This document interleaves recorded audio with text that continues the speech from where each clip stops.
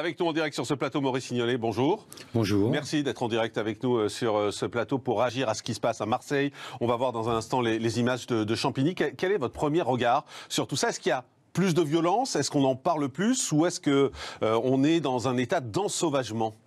Je suis content d'entendre le préfet dire qu'il est désolé. Vous savez, quand vous m'avez appelé hier pour me demander de venir à l'émission, j'étais en colère. Une colère de policier, quoi. Deux collègues blessés à Herblay, l'affaire de Champigny, on avait de quoi être dans une colère noire. La police disant c'est pas possible ce qui nous arrive. Et puis ce matin, en venant en voiture, j'écoutais la radio et ma colère s'est transformée en désespoir, quoi. Je suis vraiment désespéré. J'écoutais que pour remédier à ça, on allait interdire les mortiers.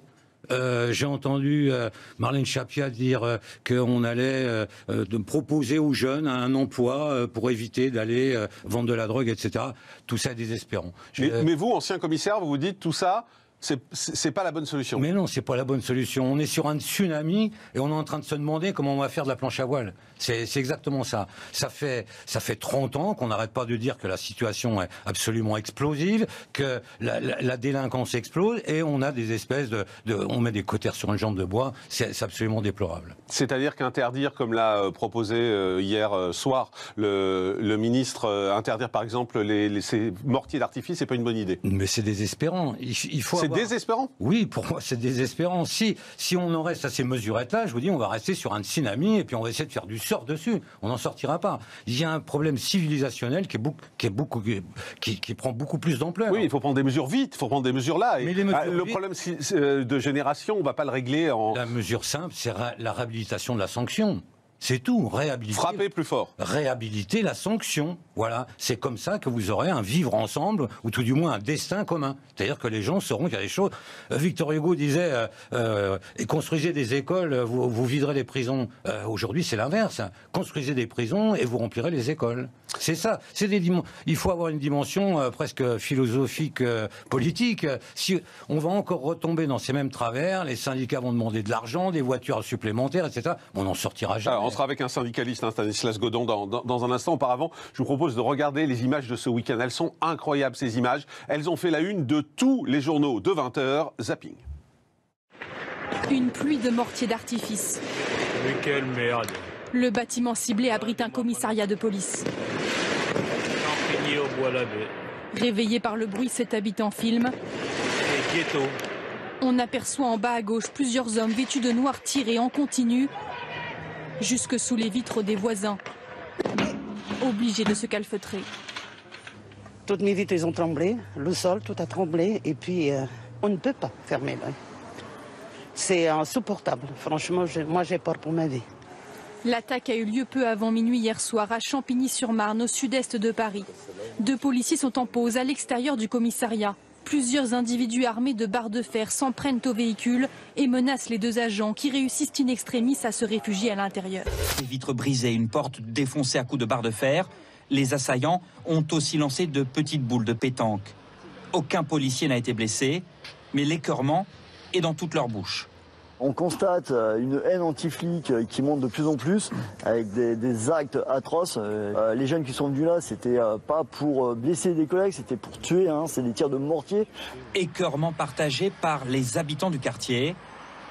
C'est comme ça tout le temps. C'est pas la première fois qu'ils sont attaqués à la police. Donc, voilà. C'est horrible, c'est tout. Il n'y a plus de sécurité, il n'y a plus rien. C'est horrible. C'est la troisième fois en 2 ans que ce commissariat subit des jets de projectiles. Mais jamais cela n'avait été d'une telle intensité. Ce serait un incident de scooter lors d'une course-poursuite avec la police qui aurait déclenché la colère de jeunes du quartier. Cet après-midi, la tension n'était pas redescendue. Quand la présidente de la région Île-de-France se rend sur place, elle est à son tour visée par un projectile. Quelle que soit l'origine des faits, ils sont intolérables et inacceptables et injustifiables. Donc on n'a pas besoin d'aller chercher des excuses ou des causes.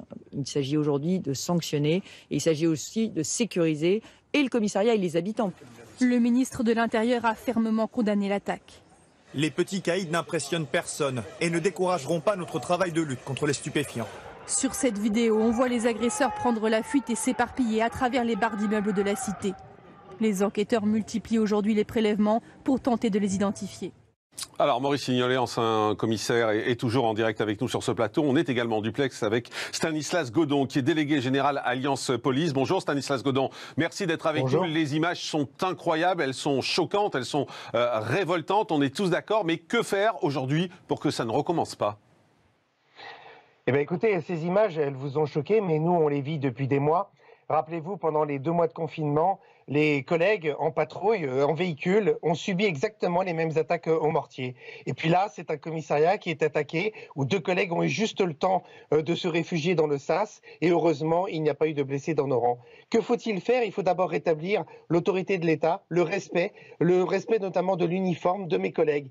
Et ça ne passera que par une réponse pénale extrêmement ferme, intransigeante. Lorsqu'on attaque, lorsqu'on outrage, lorsqu'on insulte, lorsqu'on crache sur un policier, eh bien, il faut rétablir la sanction. Il faut qu'il y ait la certitude de la sanction. Mais quand je vous parle d'une sanction, je ne vous parle pas de rappel à la loi, je ne vous parle pas de TIG, je ne vous parle pas de peine de jour amende, je vous parle de prison ferme. Il ne peut pas y avoir de négociation sur ceux qui attaquent, notamment les représentants de la République, ceux qui sont les garanties, notamment d'une liberté individuelle et collective. Mais Gérald Darmanin, hier, quand il est venu sur place, lui annonce par exemple que c'est les mortiers d'artifice dont la vente va être suspendue.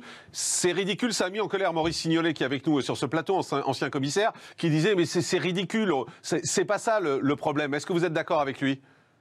Alors, c'est une mesure qu'il faut faire parce qu'il faut interdire effectivement les mortiers qui maintenant ne servent plus à des événements festifs. Ils sont des armes par destination à l'encontre des collègues. Et je rappelle quand même que le code pénal prévoit des sanctions extrêmement fermes. Et là, on en revient au même sujet. Oui, l'interdiction de la vente des mortiers ne va pas résoudre le problème et ne va pas réinstaurer l'autorité de l'État. Je le redis, ce qui est important maintenant, c'est que l'intérieur, le garde des Sceaux et la justice travaillent ensemble sur leurs 2 jambes et qu'ils mettent en place une vraie politique pénale pour réinstaurer, j'ai envie de dire, l'autorité des policiers, des gendarmes, de sécuriser aussi les interventions par exemple des sapeurs-pompiers qui subissent autant les guet-apens. Et puis réinstaurer aussi, je dirais, le respect de tous ceux qui exercent une mission de service public de manière générale. Et là, on sera vraiment sur un bon chemin. Mais pour ça, eh ben, il faudra construire des places de prison parce que depuis des mois, on entend quoi ? Des circulaires qui nous explique qu'il ne faut pas faire repartir l'inflation carcérale. Mais où sont les places de prison qui devaient être construites ? Parce que si on raisonne toujours en matière de gestion de la population carcérale et non pas en matière de gravité des infractions, alors on se trompe et alors on va droit dans le mur. Maurice Signolet, qu'est-ce que vous avez envie de dire à Stanislas Godon ? C'est très bien, c'est un discours syndicaliste très très bien. Mais ça a l'air un peu négatif quand vous dites c'est un discours syndicaliste. Mais parce que j'essaye de prendre encore plus de hauteur. J'ai peur, encore une fois, que ceci dit, son intervention était très bien, mais j'ai peur qu'encore une fois, on retombe dans des revendications corporatistes, etc. J'ai écouté votre reportage et en filigrane, à un moment donné, je ne sais pas si vous avez entendu, le commentateur a dit il semblerait que ça soit dû à une intervention qui a eu quelques jours. Ça commence. Les conneries recommencent. C'est-à-dire qu'on va avoir une tripotée de saltimbanques philosophes qui vont encore venir nous expliquer que c'est la faute à la police, que la police est violente, etc. Je crois qu'il est simplement très simple pour que les auditeurs comprennent. Il est temps de siffler la fin de la récréation. C'est surtout ça. Simplement dire que si vous voulez avoir un destin commun, il faut avoir des règles communes. Et ces règles communes, à ce moment-là, la police redeviendra le symbole de l'autorité qu'elle était auparavant. Mais ça veut dire quoi, siffler la fin de la récréation ? Mais revenir à des règles très simples, je vous avais dit, on remet en place la sanction. Au lieu que notre système pénal a dévié en regardant uniquement la personnalité de l'auteur, en oubliant le fait, revenons à l'analyse du fait. Stanislas Godon, vous êtes d'accord avec ça ? Oui, d'ailleurs, dans la politique pénale qui a été menée depuis plusieurs années, tout simplement, on a oublié les victimes. On a beaucoup parlé des auteurs, de protéger, de donner des garanties en matière de procédure pénale. D'ailleurs, au passage, je rappelle qu'il y a une crise de l'investigation dans la police nationale parce qu'on n'a pas donné les moyens de travailler correctement, de simplifier les enquêteurs. Et ça, c'est important parce que vous savez, les enquêteurs, pour qu'ils aient des taux d'élucidation importants et qu'ils apportent une réponse aux citoyens qui déposent plainte, et ben pour ça, il faut aussi leur donner les moyens. Alors attention, c'est pas un discours, je dirais simplement de syndicalistes caricatural sur il faut encore mettre de l'argent sur la table. Je vais juste rappeler une chose, c'est que le budget de la police nationale et notamment de la mission sécurité, ça représente que 5% du budget de l'État. Donc on est encore très très loin du compte. Maurice Signolet, vous voulez réagir? Oui, là aussi, je rejoins le syndicaliste. Le problème, c'est que depuis une trentaine d'années, on a paupérisé l'institution policière. Des différentes réformes, la réforme des corps et carrières, la réforme du code de procédure pénale, a fait qu'aujourd'hui, ça vous donne Champigny. C'est-à-dire que vous n'avez plus des policiers face à des voyous, mais deux bandes qui s'opposent. On a mis la police au niveau d'une bande, alors avec ses armes, etc. Puis de l'autre côté, une autre bande avec ses armes, etc. Et puis la justice qui va essayer de dépatouiller tout ça. Voilà, on en est arrivé. On a abandonné le système inquisitorial qui avait fait ses preuves pour lutter contre la délinquance, pour aller vers une espèce de politique pénale accusatrice à l'anglaise qui ne fonctionne pas, qui donne... Ça ne fonctionne pas aujourd'hui. Non, ça donne la primeur aux délinquants. Notre ministre de la Justice d'aujourd'hui, avant qu'il soit ministre de la Justice, disait qu'il fallait mettre à équidistance la victime et l'auteur. On est en plein dedans. C'est-à-dire qu'aujourd'hui, l'auteur d'une exaction, il a une multitude de droits, une multitude de possibilités de mentir, de transformer la réalité, etc.